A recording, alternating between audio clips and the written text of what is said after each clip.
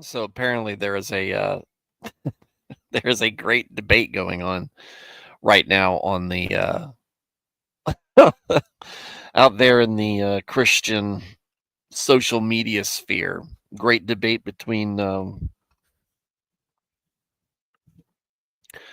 perhaps two very embarrassing figures in James White and Corey Mahler, arguing over something very odd and embarrassing to even have a discussion on.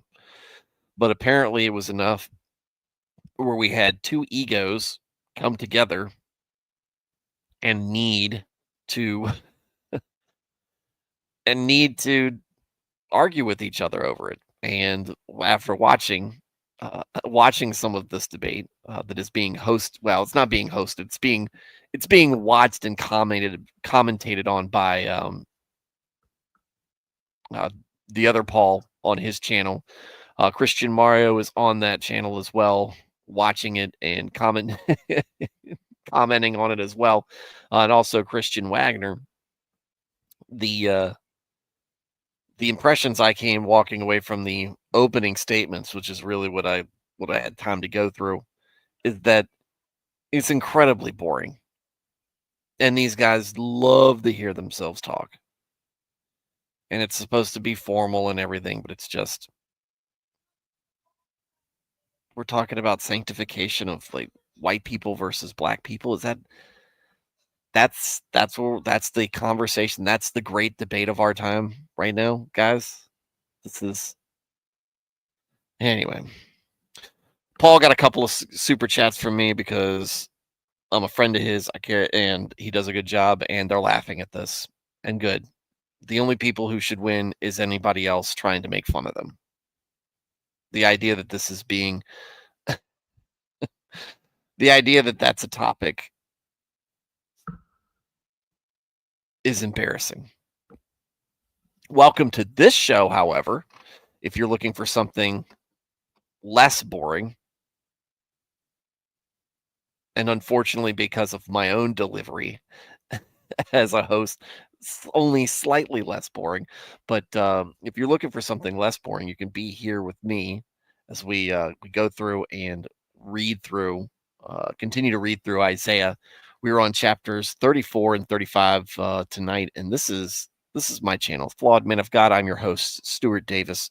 This is kind of a small group Bible study setting. We just get together and chill and talk about faith issues and work on this project that we are currently going through, which is we're reading through the Bible from Genesis to Revelation. Current pace is about a couple of chapters a night. Just reading through it, giving some commentary on what we think is going on. I'm kind of leading that discussion.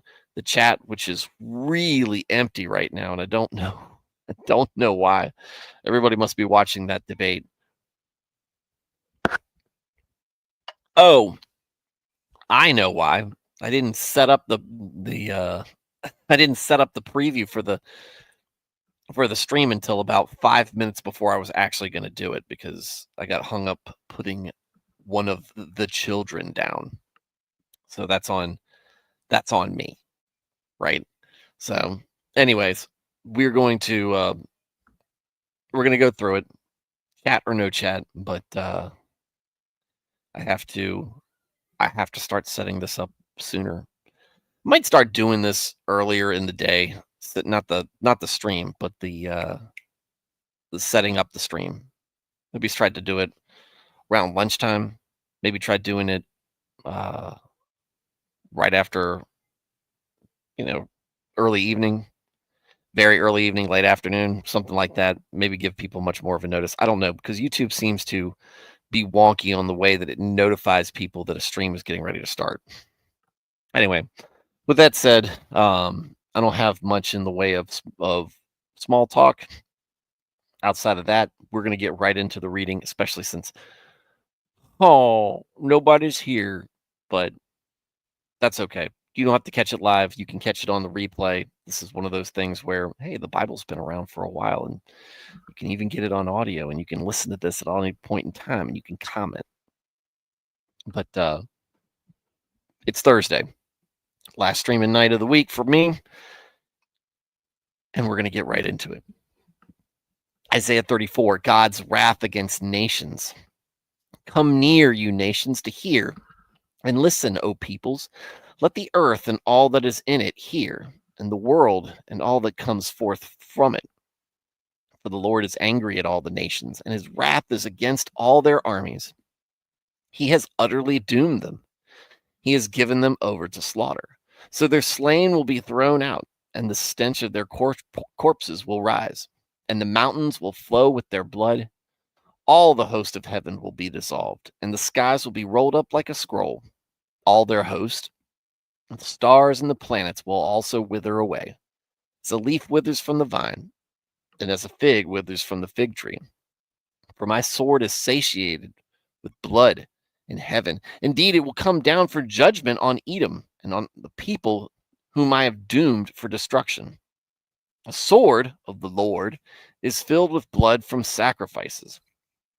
It drips with fat, with the blood of lambs and goats, the fat of the kidneys of rams. For the Lord has a sacrifice in Basra, Edom's capital city, and a great slaughter in the land of Edom. Wild oxen will also fall with them, and the young bulls with the strong bulls, and their land will be soaked with blood, and their dust made greasy with fat. For the Lord has a day of vengeance, a year of retribution for the cause of Zion. The streams of Edom will be turned into pitch, and its dust into brimstone, and its land will become like burning pitch. The burning will not be quenched night or day, its smoke will go up forever. From generation to generation, it will lie in ruins. No one will ever again pass through it. But the pelican and the porcupine will take possession of it. The owl and the raven will dwell in it, and he will stretch over it, Edom, the measuring line of desolation, and the plumb line of emptiness. Its nobles, there is no one there who they may proclaim king, and all its princes will be nothing. Thorns will come up from its fortified palaces, nettles and brambles in its fortified cities. It will be a haunt for jackals, an abode for ostriches. The creatures of the desert will encounter jackals, and the hairy goat will call to its kind. Indeed, Lilith, night demon, will settle there and find herself a place of rest. There, the arrow snake will make her nest and lay her eggs, and hatch them and gather her young under her protection. Indeed, the birds of prey will be gathered there to breed, every one of its own kind. Seek from the book of the Lord and read.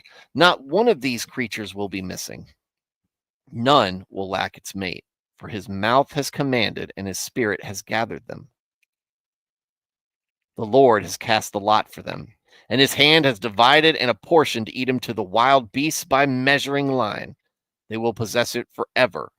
From generation to generation, they will dwell in it. There we go. MR, what's going on, buddy?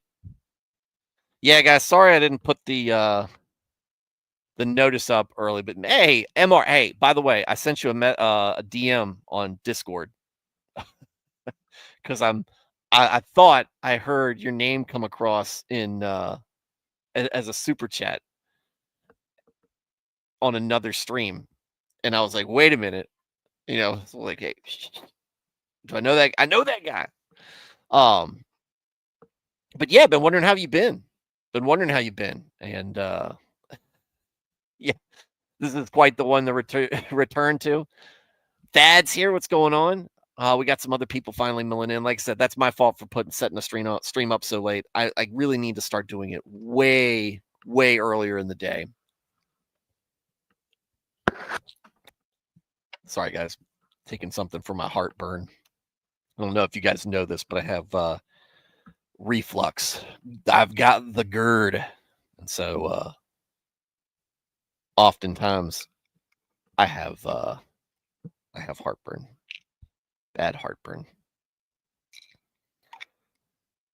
Interesting take on Caleb Williams today. What was the take? I've been listening to I've been listening. Yeah, the Beatus. Yeah, better than the the sugar. That's how they call it. That's what they call it down here. The sugar. I haven't been paying attention to much football talk, really. So there you go. I've been listening to Scars. Still in the middle of 40K books, or not 40K books. It would be 30K heresy books. In the middle of Scars right now.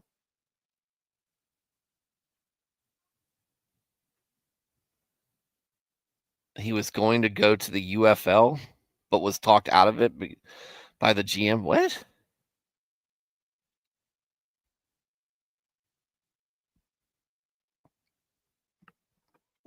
That smells like clickbait.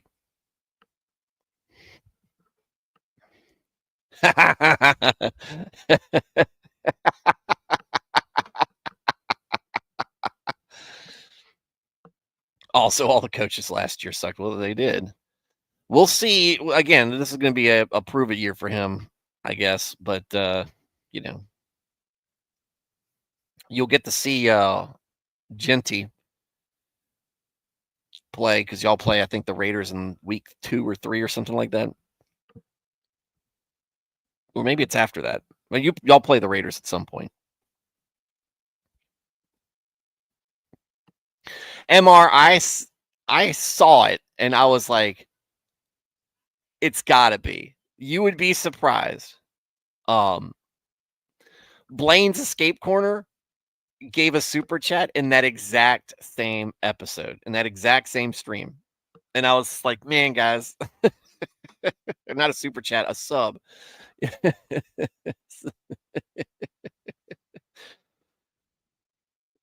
We all know why we're there. Sad. Sad, but true. Subs for Jesus? No, it wasn't. You were not screaming subs for Jesus. I don't think so. I can't even remember what you said. I was just, wait a minute, what? Rewind. Because I catch it on replay. I'm always a day after the fact.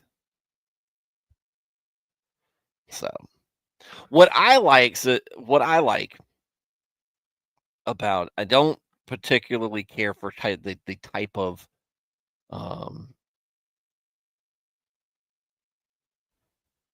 of stream that the casino is, because a lot of it's gossip, right? And a lot of it's, but what it does, one of the things, and this is my cope behind it, what it does is remind me that a lot of these people that they're talking about were big at some point, were very popular, and you got the lightning coming through the noise canceling headphones. Ask me about my CB days. Dad, you're old enough to remember the CB radios. I used to have a base station, and man, broadcasting during a thunderstorm was a wild thing. They're hilarious. But what it's a good thing, a reminder of me, is all these folks were popular at some point. Some people still are. But they've all, in their hubris, in their whatever desire to chase relevancy, or whatever has come across their path during this career arc of theirs, iDubbbz, Review Tech, Nick, Ralph. I mean, some of these folks were deeply troubled to begin with. Dark Side Film. But they were all making a bunch of money off of it. And at some point they were put in front of, they had a temptation that was like, hey, you can do this. There's a good, and that there's a good chance that this is This could ruin you. And they did it anyway. They did it anyway. And you look at the, what's happened with all these personalities, and they're all jokes now. It's very sad at where they've ended up, and the potential, um, that they had, and the audience that they had, the money that they were getting was great. And now it seems like so many of them are chasing shadows, trying to get back to where they were. I don't think um, they could all be. No, you're right. They could all be redeemed, but choosing not to. Although our buddy has 30 days clean apparently, and I'm happy for him. I don't think though. I think uh, I don't know. I'm not buying it. The behavior is very similar to family members I know that are say they're clean and they're not. And you notice the difference when they finally do. So, um, yeah, it's sometimes you got to cut bait, and you got to figure out you need to do something else for your own sake. And these folks are still stuck in it, right?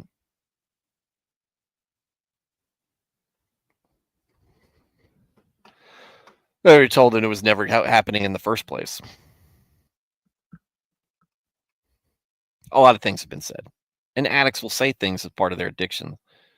Um, and hopefully, when they're on the other side, they realize, all how transparent and ridiculous it all sounded.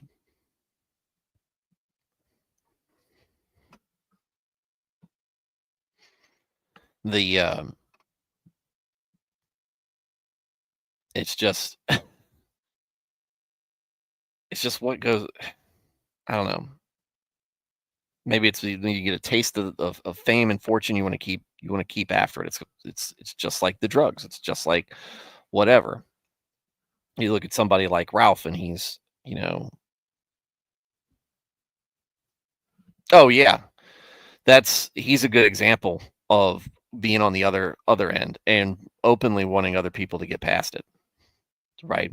Laughing and ridiculing along the way, but at the same time being like, no, you can do it. But you've got to be serious about it. Um, one of one of the folks Nick looked up to, Rush Limbaugh, had to deal with it with painkillers, and one of the things that Rush talked about is like I had to be serious about it. I had to go to a real rehab facility, um, and I had to really go through it. And he came out on the other side seemingly without having that problem anymore. But you never know what's going on in the background, and maybe he's still he was still addicted to things. Maybe he was still using, but it never seemed to show.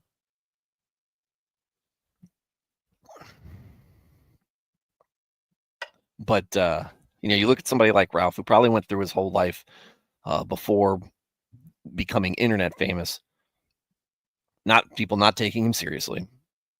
Um, coming from a broken home, you know, just being him, and then finally it's just like, hey, people take me seriously now. People think I'm funny. I'm popular. People want to hear from me. And then that, and you go through that stage, that season of life where you've got it, but then the trend is gone, or you know your talent degrades or whatever. People aren't interested in you, or you just make mistakes and people stop liking you because of who you've become. And now, you know, and let's look, we're Ralph is an extreme example of a lot of mistakes continually made. And then the comical, current setting of in a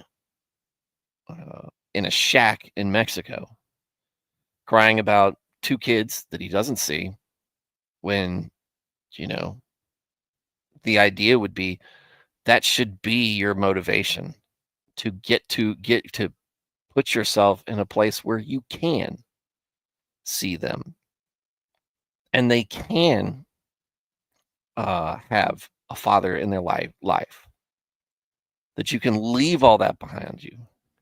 MR, you said you got lucky. You know who else got lucky? Phil Robertson from Duck Dynasty.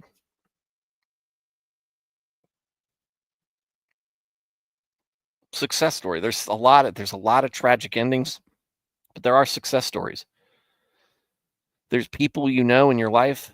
When my cousin cleaned up from heroin, he looked like a new man. We were so happy to see him. And he was married.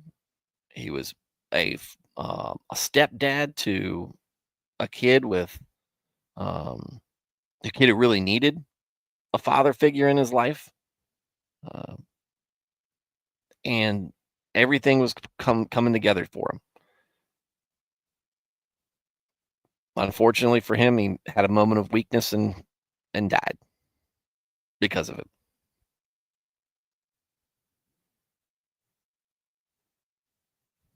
So, MR, I think that, you got lucky. You were blessed, but you also had the humility. Never mind. I'm glad he had that 2 years of sobriety, right? Yeah, I know it was. I'm glad he had that 2 years of sobriety before, because otherwise he never would have experienced kind of something that he was missing in his life.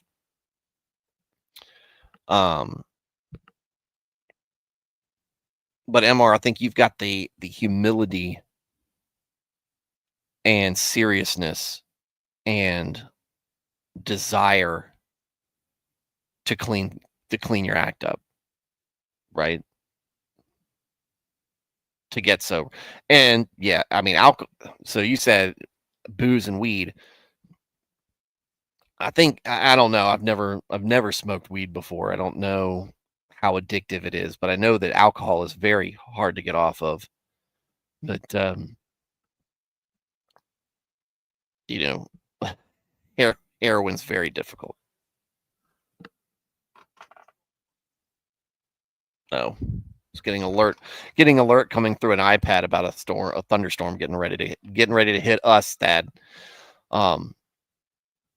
But we see that, and so much of all this is substance. So much of what we see on there with these personalities is substance abuse. So I use these as, reminders, right?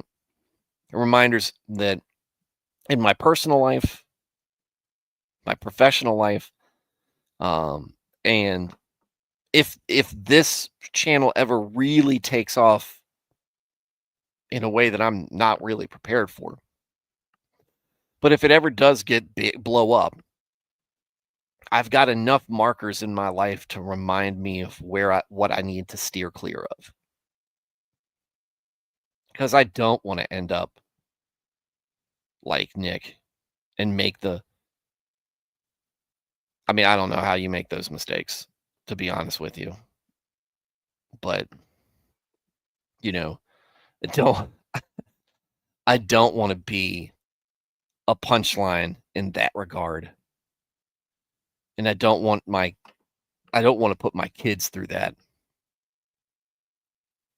And I don't ever want to approach things with the hubris like that. So, It's just kind of like, you learn from other people's examples, positive and negative. There's good things to take away from the people around you. There's things to avoid that you can take away from people around you as well. Always good to pay attention to what's going on. So, yeah, I'm skeptical, Dad. Um, I'm very skeptical of it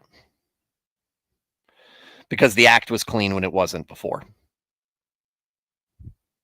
and there seems to be very little contrition. Not that he owes me anything, but you know, I do pray. I do pray for him. I do pray that it is real. Um, and I do pray that he does improve. Right. So it's his business. It's ultimately his. Um, is I love it when people do that.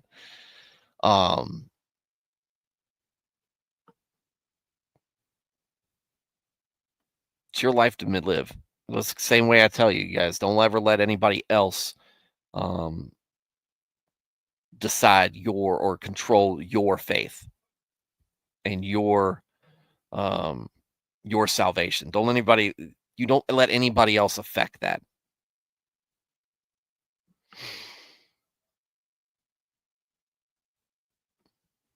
Right? Don't let somebody don't use somebody else as an excuse to keep you away from um getting salvation, seeking Christ. Oh, my preacher was mean. Oh, the church wasn't very welcoming. You stopping there? That's keeping you from praying. That's keeping you from going to another church. Because if you tell me that everybody you run into is rude and unwelcoming, maybe you're the problem, right? So, anyway, it's good to see you, MR. All that started from haven't seen MR in a while. Most people take their problems with them. It's been something that's been, that weighs on me from my past, from the last church I was going to. The reasons I left, the conflict behind that. No, it's okay, MR. This is the group, right? We talk about this stuff, but I worry about being a guy who causes trouble, makes waves, rocks the boat in a way that is not conducive to, um, you know, a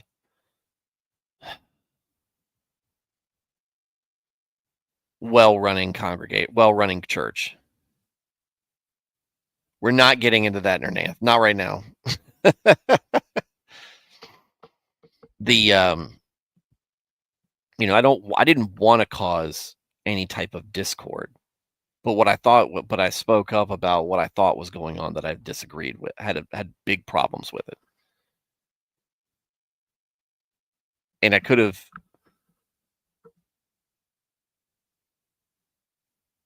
pushed the issue more. Thankfully, I didn't. I think it was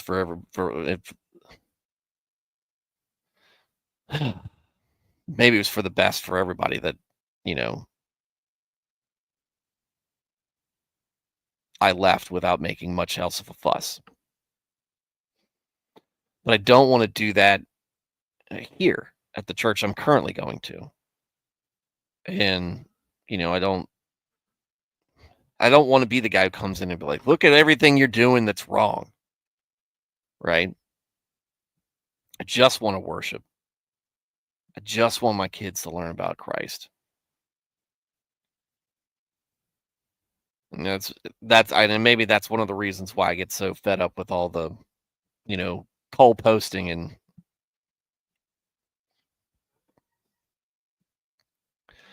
and grifters in the Christian Instagram and Twitter sphere, and all the debates and arguments and everybody pointing and screaming at each other on who's right and who's wrong. So it could be, MR. It is why it is the what is it, the Episcopal Church? What a wild move for them. The funny thing was, on my ride home today, I drove past a Episcopal church, and they had their the name of the church, and then the little Episcopal church symbol, the shield, and then below it they had the LGBTQ flag in heart shape underneath of it. And I'm like, who called it a social club? Is that you, Nernath?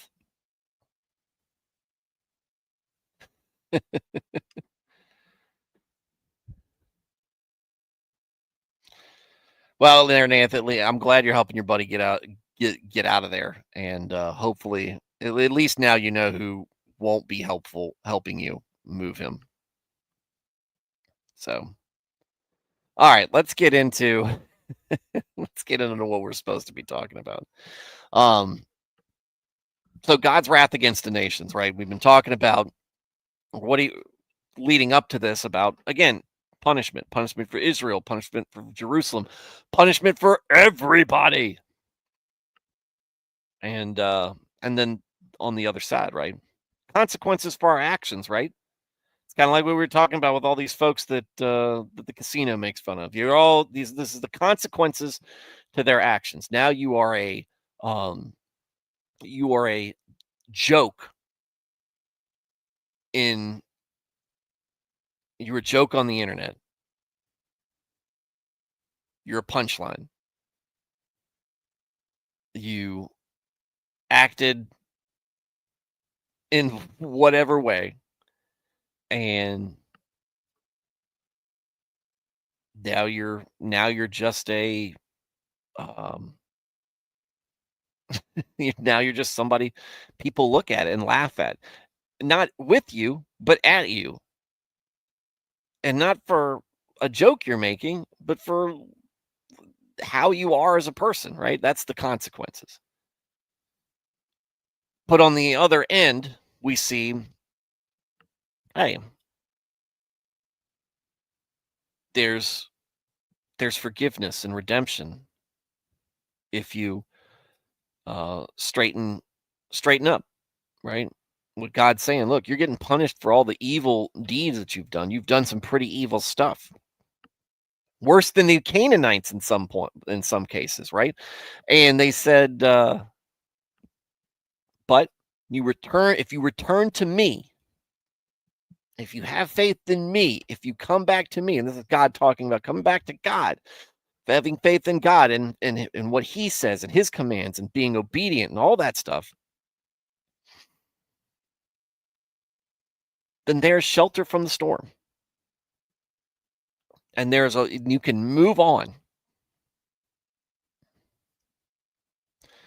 And so I guess the equivalent on that would be clean up your act, get off the internet, and go do whatever you need to take care of your family, you and your family. So I think there's a time where everybody needs to say, I should probably stop streaming. All right. So here we see what we got.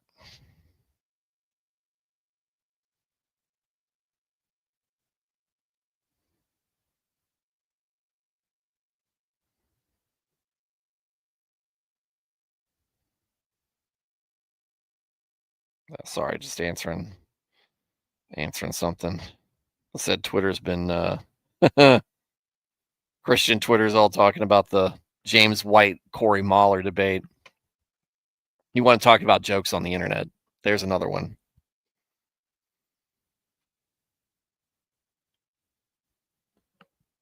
All right, so God's wrath against nations. Come near, you nations, and hear. Listen, O peoples, let the earth and all that's here. Look, I'm getting ready. Who is Lilith from the last verse? Let's get there. I think there's a footnote there. We'll get there when we get to. Hear, listen, O peoples, for the Lord is angry with all the nations. Of course he is. Israel and Judah were Israel and Judah were God's chosen people. Who do you think was influencing them? Not to say that they needed much in the way of temptation because they were so easily swayed to begin with, but those other nations weren't better. They were just as bad. You think God's happy with, well, I didn't have a covenant with them, so it's okay for them to do whatever they want. No, he's pissed at everybody. His wrath is against all their armies. He has utterly doomed them. Slain will be thrown out, stench of the corpses of that. The strife right here, the slain being thrown out, the host of the heaven will be dissolved, and the skies will be rolled up like a scroll. All their host will wither away. And this almost sounds like a fight in heaven, right? Let's see if there's anything about this in context out on the interweb.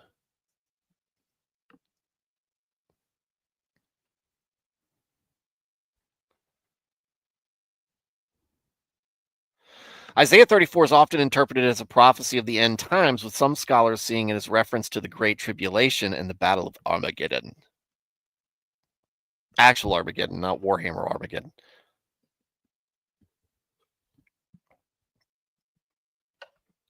The imagery of sacrifice and judgment is used to convey the idea that this time of judgment will be a payment for the penalty of sin.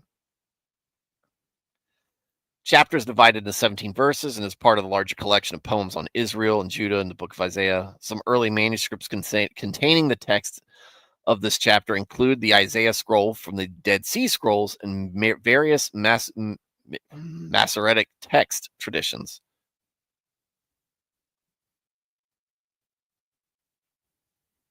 Anyway, so yeah. Hosts of the heaven will be dissolved. Skies will be rolled up like a scroll. All their hosts, the stars and planets, will also wither away. This is all, like you said, like that wrap up said, very, very heavy imagery of the end times. So my sword, God's sword, right? Satiated with blood in heaven, judgment, doom, and destruction. Sword of the Lord, love that sword of the Lord, is filled with blood from sacrifices. She's in this chapter. Nerneath.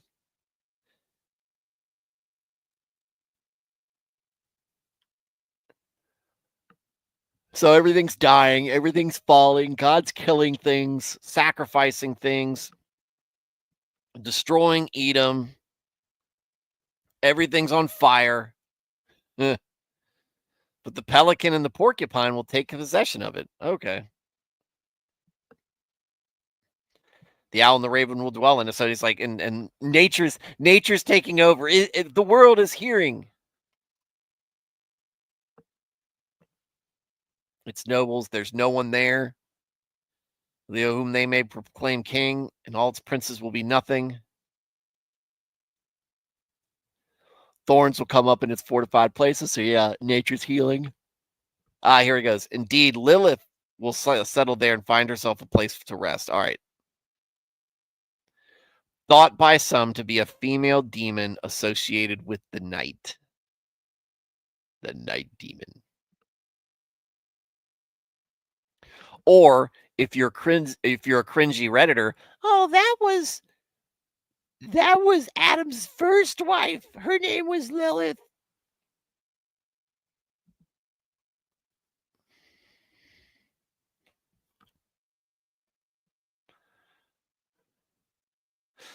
arrow snake goes, then seek from the book of the Lord and read. Not one of these creatures will be missing, none will lack its mate, for his mouth is commanded and his spirit has gathered him. The Lord has cast the lot for them, and his hand is divided and apportioned Edom to the wild beast. Footnote there says, oh, never mind. Apportioned it to them. It's okay. It's okay to, you don't need to be quiet, MR. This is what I like. It's like, hey, it was the commentary while we're going through it and talking about it. So, yeah, basically, God gives Edom over to the wilderness. People not going to live there. And Edom at the time, rival of Israel. So, think I'm scared, MR? I ain't scared. Zion's joyful future. The wilderness and dry land will be glad. The Araba desert will shout in exultation and blossom like the autumn crocus.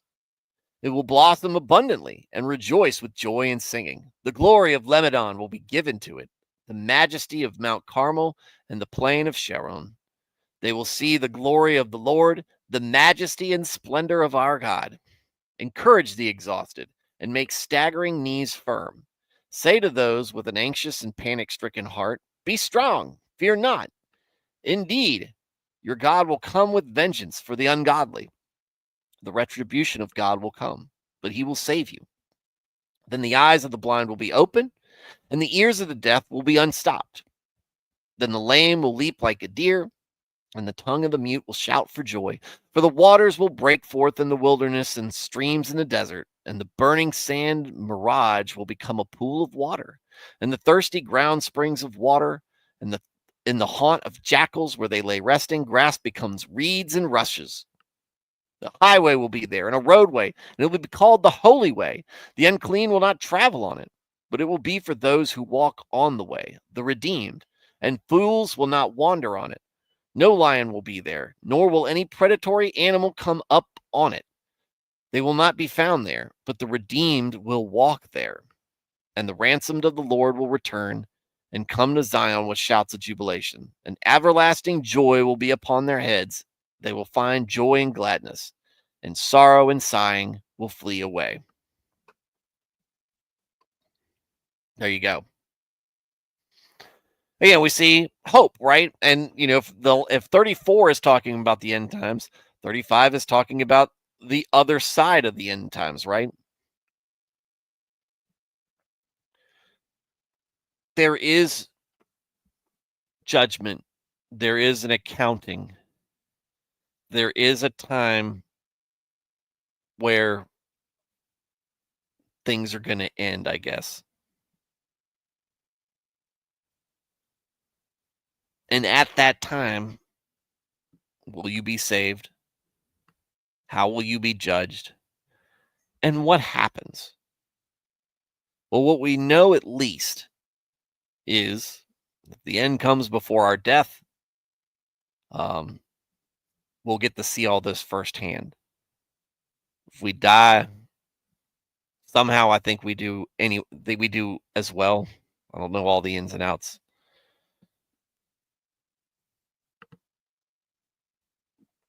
But either way, putting your faith in Jesus, seeking him, pursuing him, and you have in him your path to salvation.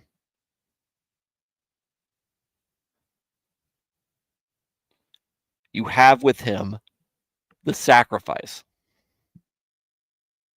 It's all right, Steve. Welcome. You're catching us on the back end. We'll probably be done in the next 10 minutes.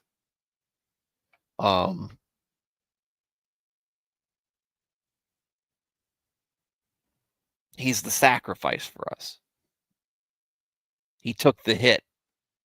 Now, that doesn't mean we just get it and we take that for granted and we can do whatever we want.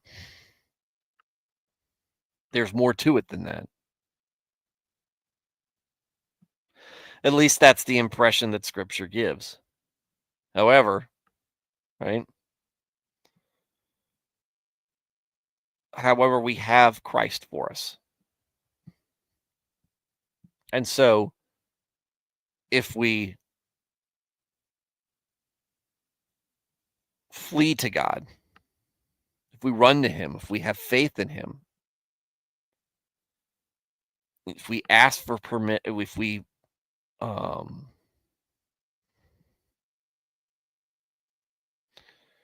ask for forgiveness, we repent,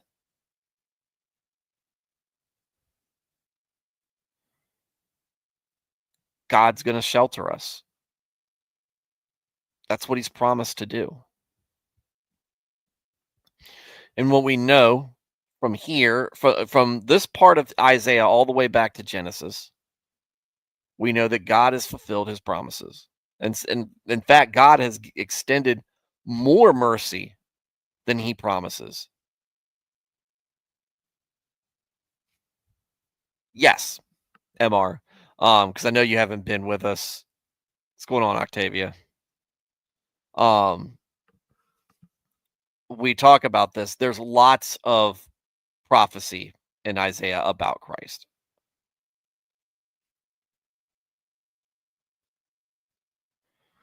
When will Israel be given what's promised? That's a question that a lot of people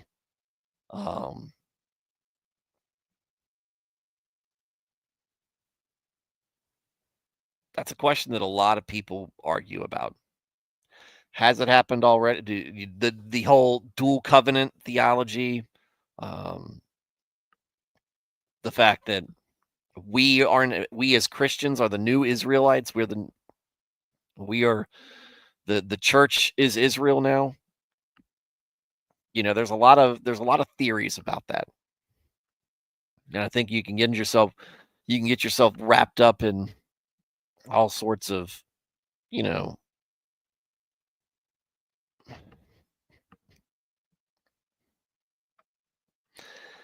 like this, right? If so, does that imply that they must accept Christ? Well, Christ says no one gets to the Father except through him, right? And originally, Christians were made up of mostly Jews. And then we see Gentiles starting. And now most of Christians are Gentiles.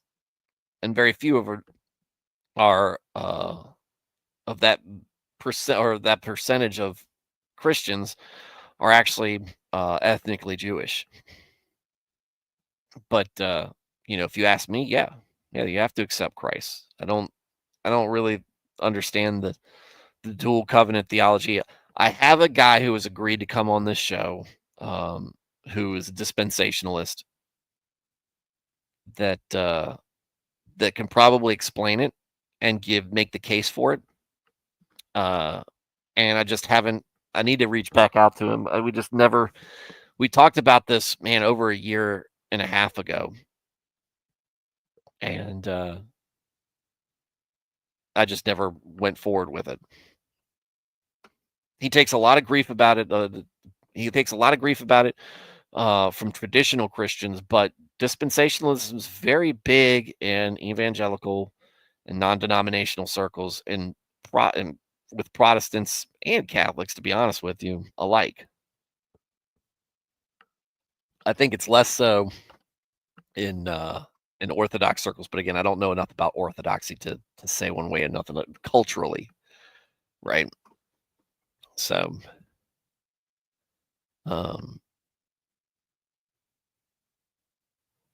but the idea that Jesus says one thing, that no one gets to the Father except through him, and that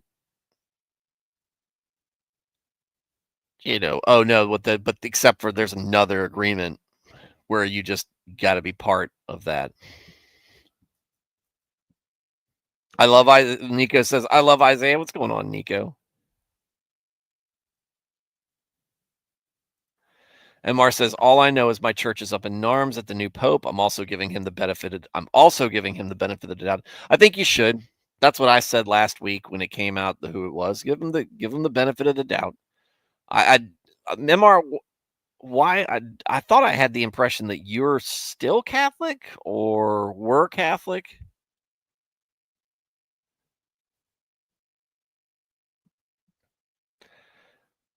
I don't think about the Pope much except for when I'm talking to my buddies who are Catholic, really, or he's popping up in the news. Otherwise, don't think about him at all. You are still Roman Catholic or you were Roman Catholic? MR. Except when you can be Roman Catholic here.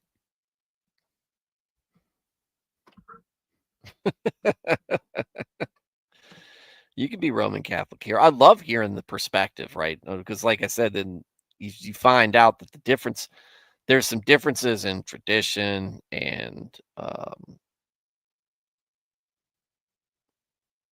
rites and rituals and, you know, some of the hoops we go through, I guess. But when you get right down and we start talking about how much we love God and how much we want to obey him and how much we believe that, certain the core beliefs, that we end up being pretty well aligned. But yeah, what we see here in Isaiah is very much, there's way more same. Oh yeah. What we see here is there's the end times here. But what happens after the end times, right? Well, we kind of see what this is kind of what my impression is of what the other side of the end times is.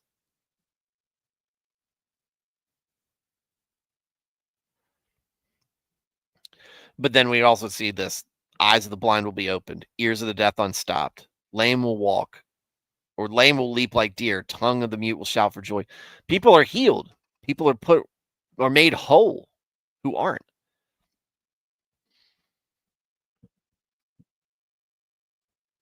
Desolate wastelands become rich wilderness areas. And there will be a highway called the Holy Way. It's very interesting.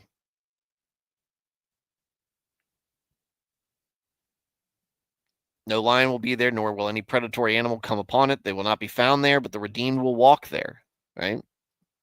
The ransom of the Lord will return and come to Zion with shouts of jubilation. Everlasting joy will be upon their heads. They will find joy and gladness, and sorrow and sighing will flee away. All this stuff we've been talking about, what's going to happen immediately.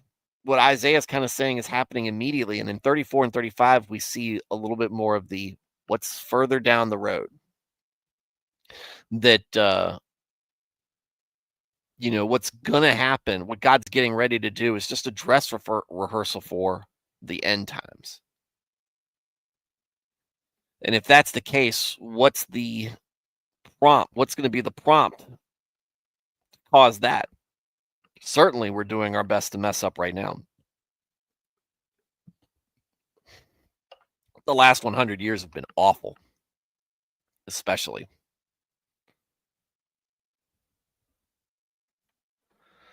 Thad said, Kupik, Cardinal Chicago, said the new pope is a foil to Trump. I'm not sure, but if so, not good. Priests should stay out of politics. I'm just poped out with what everybody's seeing, with what everyone's seeing into the pope. Pope's going to do what he's going to do.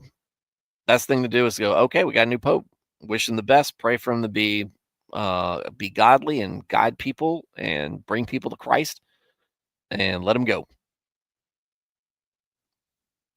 He could redeem himself by calling the 10th Crusade. Anyway. All right. Well, that's our reading for tonight. It's Thursday. Like I said, there was a debate going on, and I don't know if it's still going on. Let me check.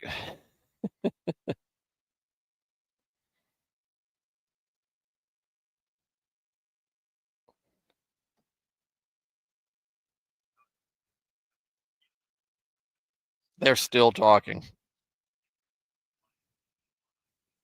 They're still talking. So it's Corey Mahler and James White arguing over sanctification of white people and black people, I think. It's about as dumb of a debate as the title, what I just tried to describe it as. And if you know those two characters, you already know that this is a train wreck. But my buddy Other Paul, he's streaming it and commentating on it, and Mario's there as well, and it sounds like they're having a grand old time. So if you want something to listen to, go to Other Paul's channel on the other side and, laugh with them. No, you guarantee they're not coming to terms on anything? They're not.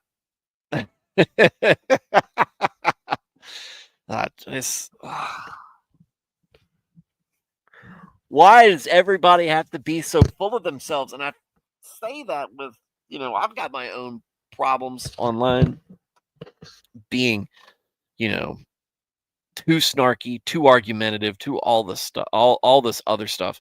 And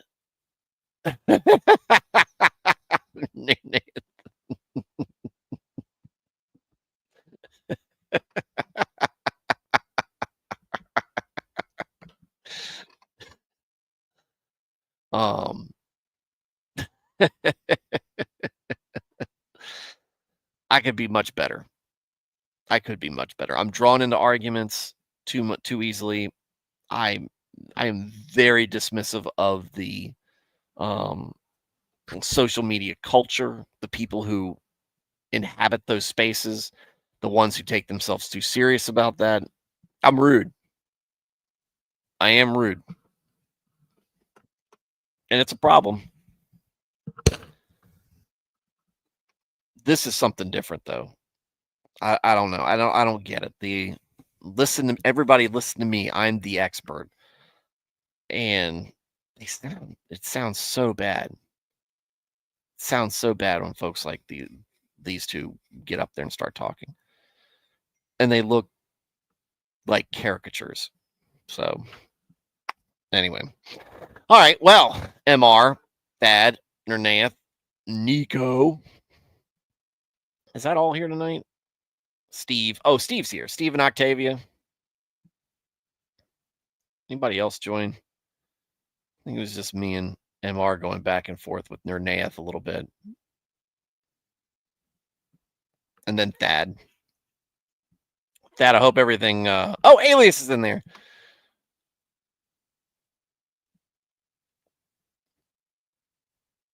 Good to see you guys. Yeah. It's been a good week. It's been a good book. We're past the halfway point now. Just past the halfway point. And yeah, after that, we'll be done with Isaiah. So, all right. White people don't sanctify their babies. All right. Well, the rain's good. Water is life. And thank you guys for being part of the chat. Love seeing you guys. And